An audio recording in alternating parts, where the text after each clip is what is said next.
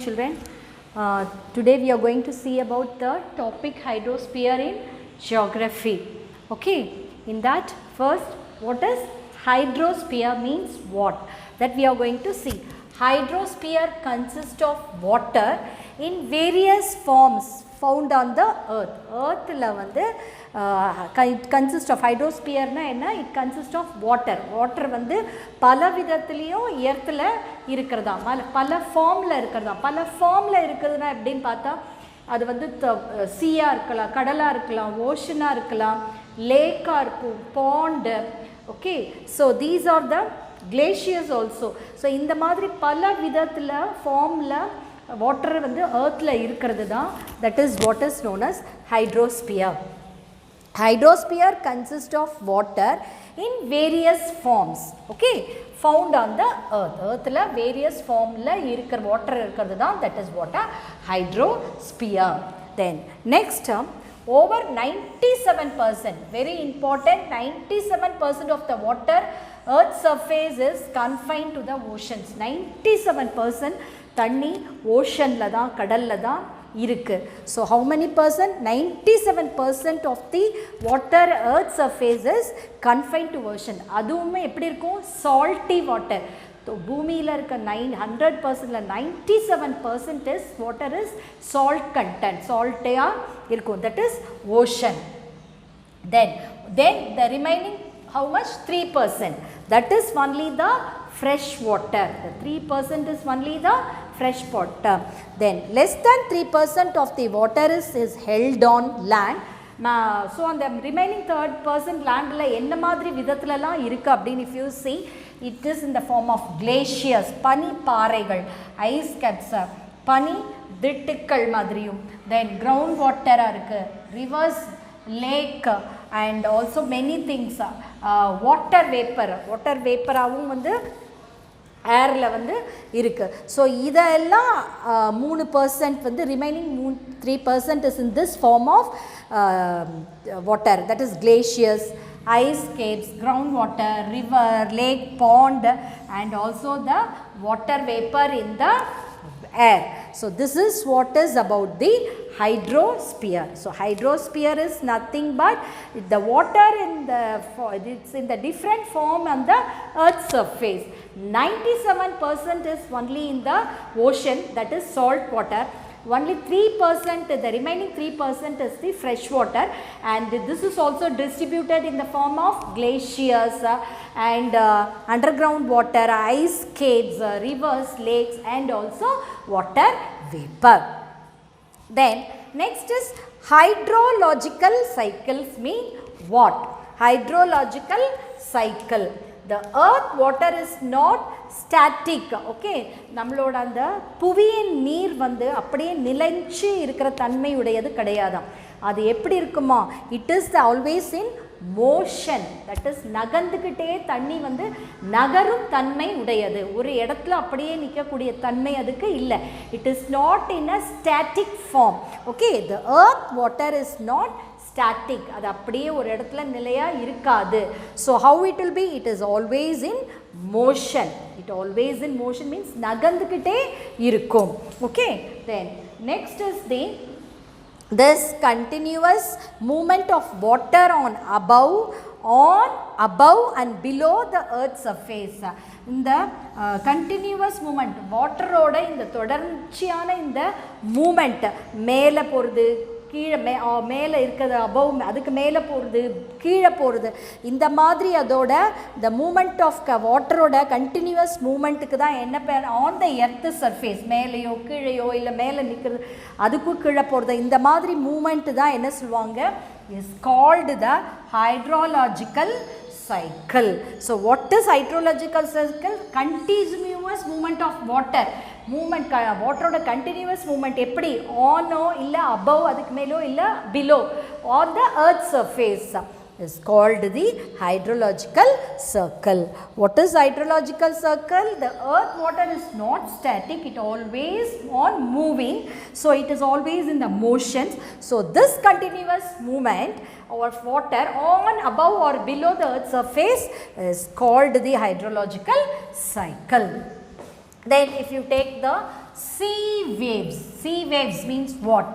Okay, of all the movement of the oceans, okay, sea waves are the considered to be the strongest.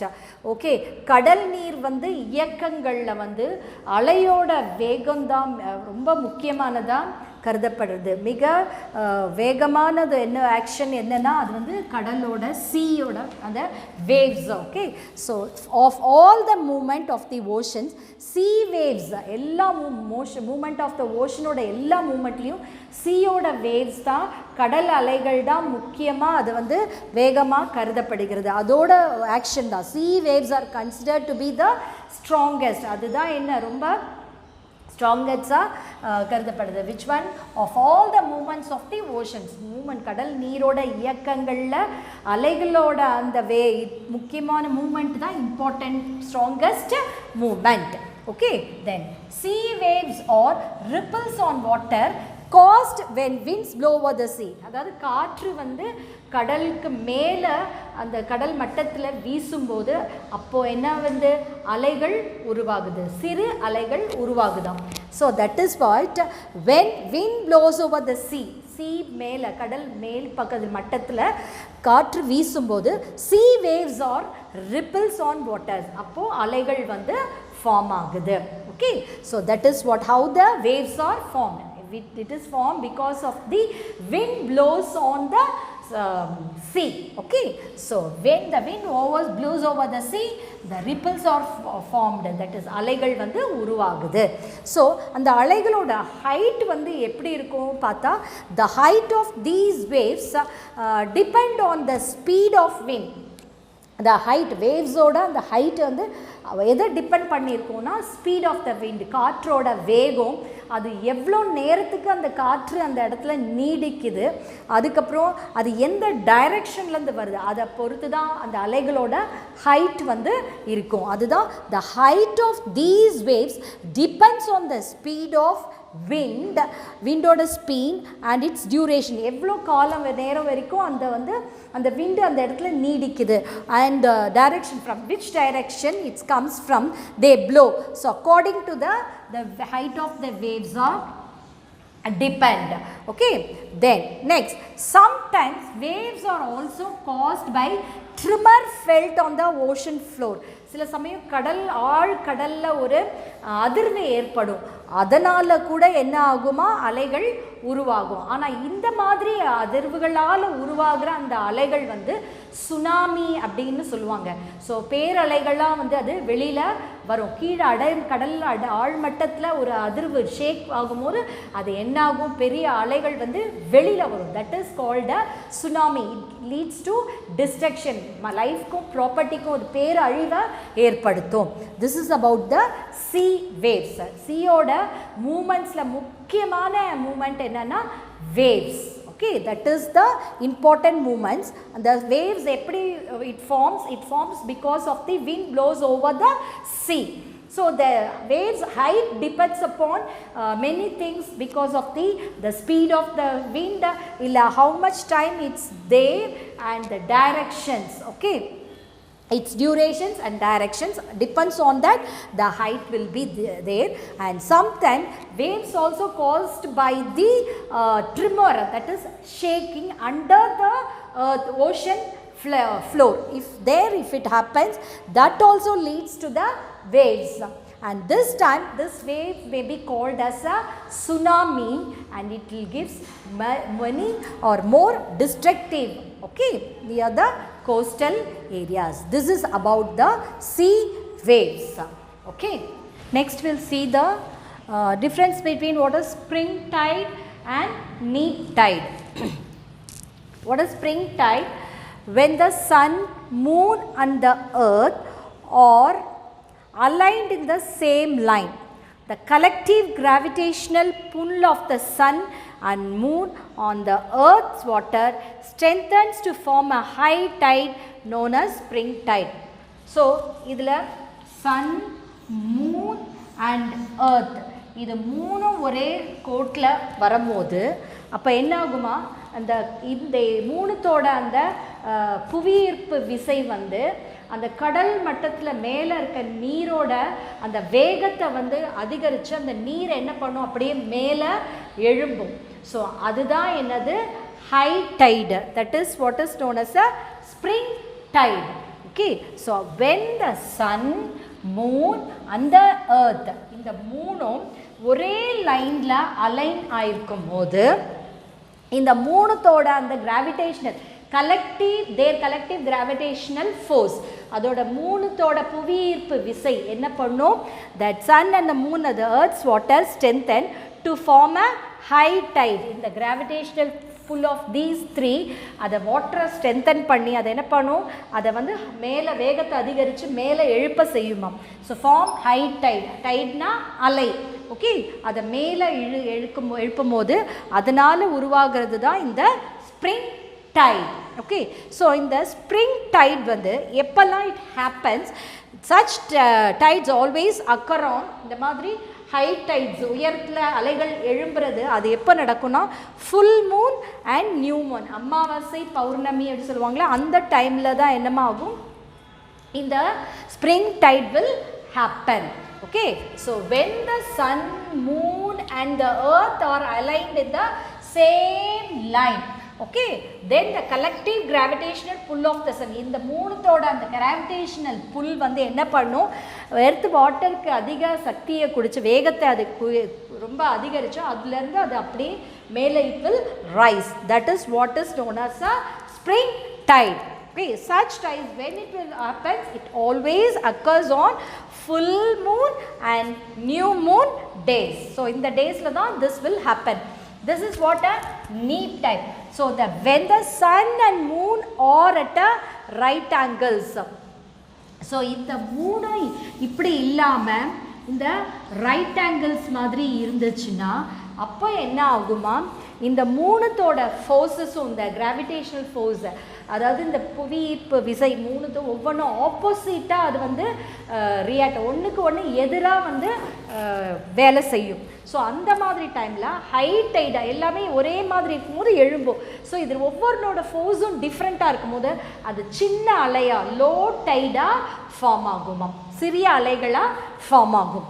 So that is what when the sun and the moon are at a right angles, their gravitational force work against each other, ஒன்றுத்துக்கு ஒன்று எதிராக work பண்ணும். Okay, so அப்படி work பண்ணும்போது causing low tight, சிறிய அலைகளாக அது வந்து உருவாகும். அதுக்கு பேர் தான் என்னது, நீப் டைட். ஸோ இந்த நீப் டைட் எப்போ, ரெண்டு ஸ்ப்ரிங் டைடுக்கு நடுவில் இந்த நீப் டைட் ஃபார்ம் ஆகும். ஓகே, ஸோ தட் இஸ் அமாவாசை அந்த பௌர்ணமி அந்த ரெண்டுத்துக்கும் நடுவில் உள்ள டைமில் தான் இந்த what is that neap tide will happens. Okay, so a neap tide occurs between the two spring tides twice a month. ரெண்டு வாட்டி இந்த neap tide வந்து it will happens when the first time the moonோட last quarterலையும் இது it will appears. This is about a neap tide. The spring tide, when these three comes in a straight line, this will give a force, all the collective force makes the water to rise, and that is a spring tide form. When these three that are coming in a right angle positions, they works against each other, their gravitation force works against each other, and that it causes to the low tide, சிறிய அலைகளாக உருவாகும். This is what a neap tide. So this will happen twice, that is occurs on full moon and the new moon day, and this will happen between the two spring tides, that is twice a month, when the first off and the last off of the sun. This is about the spring tide and neap tide. Next is about the upsail plain and ocean deeps. What is upsail plain and what is ocean deeps? Okay, upsail plain அப்படினா என்னன்னா the deep sea plain, இதுக்கு இன்னொரு பேரும் இருக்கு. The deep sea plain or upsail plains or underwater plain found on the deep ocean floor, where you can see this கடல் ஆழ் மட்டத்தில் இருக்கிற அந்த கடலடி சமவெளிக்கு பேரு தான் என்னதுமா, upsail plain. ஓகே, எங்கே இருக்கும், ஆழ்கடல் கடலடி சமவெளி. அதுக்கு சமவெளினா plains. ஸோ அதுக்கு பேர் தான் upsail plain. The deep sea plain or upsail plain where you can see they are underwater plain. கடலுக்கு அடியில இருக்கிற plains. Under where ஆழ்கடல்ல அப்படியே ஓஷனோட ஃப்ளோர்ல இருக்கிற அந்த plain, underwater plain. That is what a upsail plain. So these plains are usually covered by the thick layers of sediments. So plain நாவே அங்க என்ன இருக்கும், ஃபர்டைலா இருக்கும். அந்த இடத்துல வந்து நிறைய செடிமெண்ட்ஸ் டெபாசிட்ஸ் வந்து அதிகமாக இருக்கும். ஸோ அந்த மாதிரி இந்த பிளெயின்லேயும் டெபாசிட்ஸ் நிறைய இருக்குது. என்ன மாதிரி டெபாசிட்ஸ் இருக்குது? Thick layer of sediments composed of clay, silt, sand. Okay, இதெல்லாம் வந்து இதில் அதிகமாக இருக்குது. ஓகே, மண், அப்புறம் சின்ன பொடி, ரொம்ப ஸ்லிட்டாக சாஃப்டாக இருக்க மணல், களிமண், இது எல்லாமே வந்து அந்த இடத்துல டெபாசிட் ஆகிருக்கு. How it is deposited? It is brought by the rivers and deposited there. எல்லா ஆறும் கடலில் தான் போய் கலக்கும். ஸோ அந்த மாதிரி கடல் ஆறுகளால் கொண்டு வந்து டெபாசிட் பண்ணது தான் இந்த பிளெயின். இப்படி உருவானது தான் இந்த upsail plains. So these plains are usually covered, நிறைய sediments இருக்கும் brought by the rivers. என்ன மாதிரி sediments? Clay, slit and sand. Okay, then next, these are often characterized by features. So இந்த மாதிரி plains-னால உருவான நிலத்தோற்றங்கள் அப்படின்னா என்னன்னு பார்த்தீங்கன்னா, these are often characterized by features like என்ன மாதிரி தோற்றம்? That is the upsail hill, sea mount, goitex, coral and atoll. Guyots and coral. So what is this? The upsail kundru, hill na kundrugal. So upsail kundru, அப்புறம் கடல் குன்று, guyots na என்னன்னா கடல் மட்ட குன்று, கோரல் பவழப்பாறைகள், அட்டோல்னா வட்ட பவழ திட்டுக்கள் அப்படின்னு சொல்லுவாங்க. ஸோ இந்த மாதிரி எல்லாம் ஒரு லேண்ட் ஃபார்ம்ஸ் வந்து இந்த upsail plains-னால உருவாகிறது. What are the land forms of form? That is upsail hills, sea mount, guyotas, coral, atoll, etc. are formed. So what is upsail plain? That is nothing but underwater plain. Okay, that is under the ocean floor, found on the ocean, deep ocean. ஆழ்கடல்ல காணப்படுற ஒரு கடலடி சமவெளி. அது இந்த இதில் நிறைய sediments இருக்குது. Clay, silt and sand. எதனால் rivers கொண்டு வந்து அதில் டெபாசிட் பண்ணுது, அதனால் ஃபார்ம் ஆகிற land forms if you see upsail hill, sea mount, guyotas, coral, atoll, etc. Then what are trenches? Trenches means ஒரு deep oceansல, பெரிய ஓஷன்ஸில் வந்து கீழே காணப்படுற ஒரு ஆழமான பகுதி. ஓகே, பெரிய பெருங்கடலில் காணப்படுற ஆழமான பகுதியை தான் என்ன சொல்லுவாங்க? ட்ரென்ச்சஸ். இது வந்து 7% வந்து கடல் கீழ் மட்டத்தில் வந்து 7% வந்து ஃபுல்லாக இது கவர் ஆகுது. So trenches are the deepest part of the oceans. ரொம்ப ஆழமான பகுதி, அதுவும் சாதாரண சின்ன கடல்களில், பெருங்கடல்களில் it's a deepest part of the oceans. About 7% of the total relief அந்த லேண்டில் டோட்டலாக அது இட் ஆக்குபைஸ் 7 ஓஷன் ஃப்ளோரை 7% it occupies.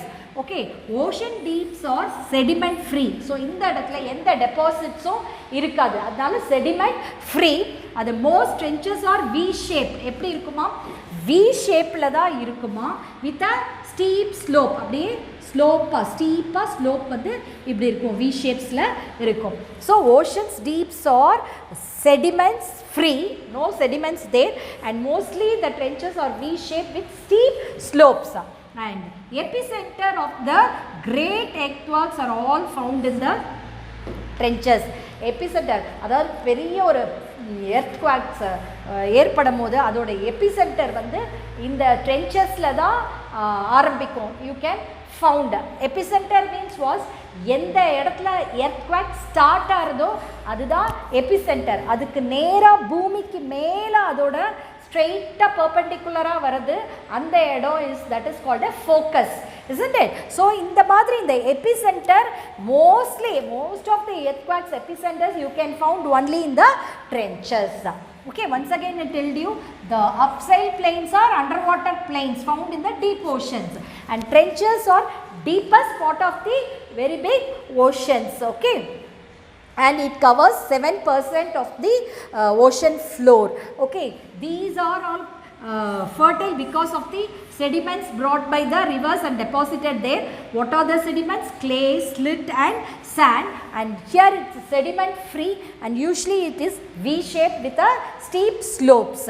And here because of these many features, land features are formed like a upsail hill, seamount, Gyotas, coral atoll, and here the epicenter, most of the earthquakes epicenter can be found in this ocean deeps, other the trenches. This is about the spring tide and neap tide, that is upsail plain and deep ocean or ocean deep. Children, we see the next part, origin of ocean, how the ocean have come into existence. Okay, the ocean is a continuous body of salt water that forms the major part of the hydrosphere. Hydrosphere nave adu water. So adla 97% is the salt water ocean. So the ocean is a continuous body, adhu thodarndiyana ulla oru continuous body salt water. Okay, forms of major part of hydrosphere oda major part enna in the ocean because it covers 97%. Then geoscientists believe that oceans were formed on earth nearly 3 billion years ago. So the geoscientists வந்து என்ன believe பண்றாங்கன்னா, எப்போ when the ocean was started, created, okay, formed அப்படின்னு பார்த்தா 3 billion years ago. This ocean was started nearly 3 billion years ago. Okay, then it is it is difficult to believe that in the beginning there was no water on our planet. So நமக்கு வந்து it's unbelievable நம்மளால் நம்பவே முடியாது. Okay, ஏன்னா நம்மளோட பிளானட்டில் பிகினிங்கில் வாட்டரே கிடையாது. Okay, so it is difficult to believe that in the beginning there was no water on our planet earth. Okay, then in due course of time when the earth started cooling, time ஆகும்போது என்னாச்சுன்னா அது அப்படியே இந்த நம்ம earth வந்து ரொம்ப cool ஆகிட்டு அந்த அடியிலேருந்து அதுக்கு அடியிலேருந்து ஸ்டீம் அதுலேருந்து அப்படியே அந்த ஆவி வந்து ஹீட்னால steam escape from the that is interior, எர்த்தோட இன்டீரியர்லேருந்து ஹீட் எஸ்கேப் ஆகி அது என்னாச்சு அட்மாஸ்ஃபியரில் போய் க்ளவுடாக ஃபார்ம் ஆயிடுச்சு. ஸோ எப்படியாச்சு இன் டியூ கோர்ஸ் ஆஃப் டைமில் எர்த்தோட அந்த எர்த் வந்து started it becomes cooling. Earth மேலே கூல் ஆக ஆக அது அழுத்தம் அப்படியே இந்த கிளேஷியர்ஸோட அழுத்தம் கொடுக்க பூமிக்கு அடியில் இருந்து என்ன பண்ணுச்சு, ஒரு ஆவி நீராவி மாதிரி ஆவியாக அப்படியே மேலே அட்மாஸ்ஃபியரில் போய் அது க்ளவுடாக ஃபார்ம் ஆயிடுச்சு. So at first the clouds brought incessant rain, அப்படியே என்ன பண்ணுச்சோம் அதோட தொடர்ந்து மழை வந்து பெஞ்சிட்டே இருந்துச்சு. So at first the clouds brought, இந்த க்ளவுட் தான் நமக்கு மழையை கொண்டு வந்துச்சு. So it brought the incessant rain, அப்படியே விடாமல் தொடர்ந்த மழை பெஞ்சிட்டு இருந்தது. ஸோ அப்போ என்னாச்சு, the origin of water filled in the depression, the rain water fill the depression. So அந்த குழியாக இருந்த அந்த நம்மளோட நிலப்பகுதியை அப்படியே என்னாச்சு இந்த ரெயின் வாட்டர் ஃபில் பண்ணி 1000 இன்றைக்கி நேற்று பழஞ்ச ஒரு நாள் மழையில் அப்படி இல்லை, ஒரு 10,000 ஓகே 10,000 இயர்ஸாக அது கண்டினியூஸாக மழை பெஞ்சு அந்த வாட்டர் அப்படியே அதில் ஃபில் ஆகி அது அப்படி தான் ஓஷன்ஸ் வந்து ஃபார்ம் ஆச்சு. த ரெயின் வாட்டர் ஃபில் த டிப்ரெஷன்ஸ், அந்த டிப்ரெஷன்ஸ் எல்லாம் ஃபில் பண்ணி அதுக்கப்புறம் எப்படி 10,000 இயர்ஸாக, not 1 or 2 days, and eventually super ocean was formed. இந்த மாதிரி தான் நம்ம ஓஷன் வந்து ஃபார்ம் ஆச்சு. ஃபஸ்ட்டு ஓஷன் எப்படி இருந்தது, நம்ம ஓஷன் வாட்டர் வந்து 95% பூமியில் ஓஷன் வாட்டர் தான் சால்ட்டி வாட்டர். ஜியாலஜிஸ்ட் பிலீவ் பண்ணுறாங்க இது 3 பில்லியன்ஸ் இயர்ஸ் முன்னாடியே ஃபார்ம் ஆயிடுச்சு.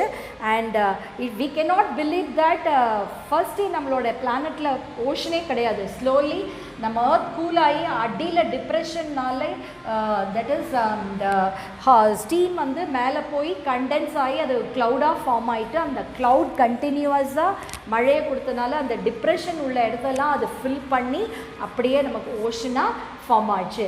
This is how the origin of ocean. I hope you have understood the topic, children. Assignment is